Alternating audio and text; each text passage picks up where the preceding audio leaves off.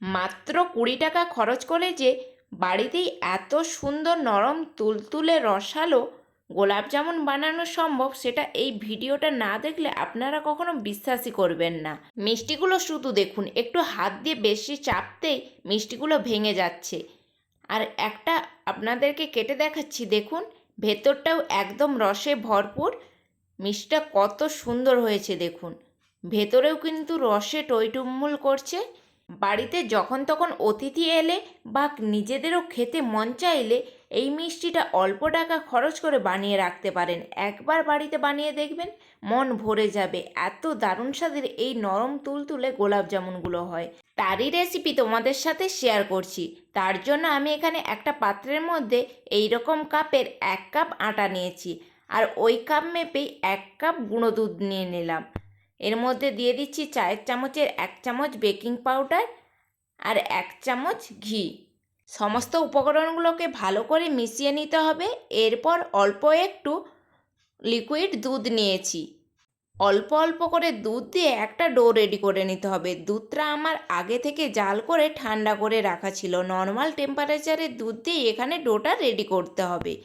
দেখুন বেশি শক্তও নয় বেশি নরমও না, একটা মিডিয়াম ডো রেডি করতে হবে। ডোটা যাতে একটু চিটচিটে ভাব থাকে এরকম একটা ডো রেডি করে নেবেন।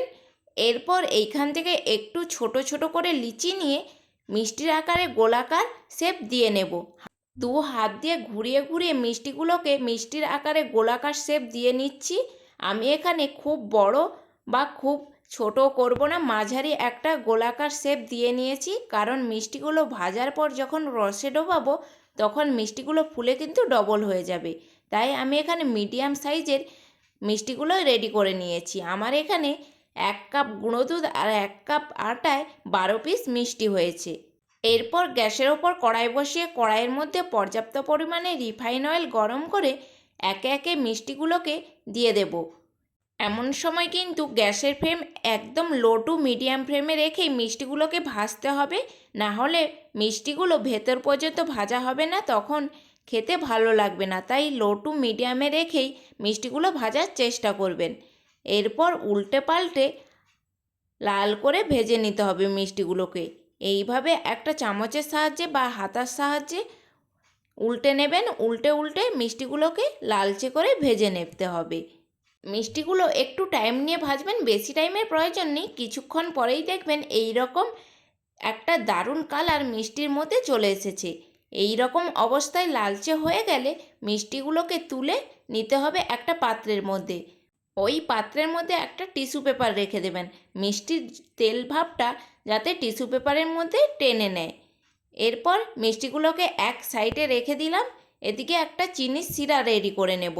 তার জন্য একটা পাত্রের মধ্যে 4 কাপ জল নিয়েছি, আর ওই কাপেরই 2 কাপ চিনি নিয়েছি। চিনির শিরাটা ফুটতে শুরু করলে দিয়ে দিচ্ছি 3টে এলাচকে ফাটিয়ে। চিনির শিরাটা একটু চিটচিটে ভাব এলে, মানে একদম আঠালো নয়, মধুর মতন চিটচিটে ভাব এলে এর মধ্যে মিষ্টিগুলোকে দিয়ে দিতে হবে। মিষ্টিগুলোকে একটু হাতা দিয়ে এইভাবে নাড়াচাড়া করে নিতে হবে। তারপর গ্যাসের ফ্লেম মিডিয়ামে রেখে একটা ঢাকনা চাপা দিয়ে 15 মিনিট মতো এই অবস্থায় ছেড়ে দেব। 15 মিনিট পরে ঢাকনা খুলে দেখুন মিষ্টিগুলো কতটা টইটুম্বুল হয়ে গেছে, রসে ভরে গেছে।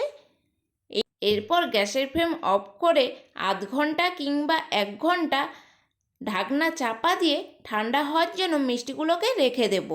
1 ঘন্টা পরে দেখুন মিষ্টিগুলো কত বড় হয়ে ফুলে গেছে আর রসেও ভরে গিয়েছে।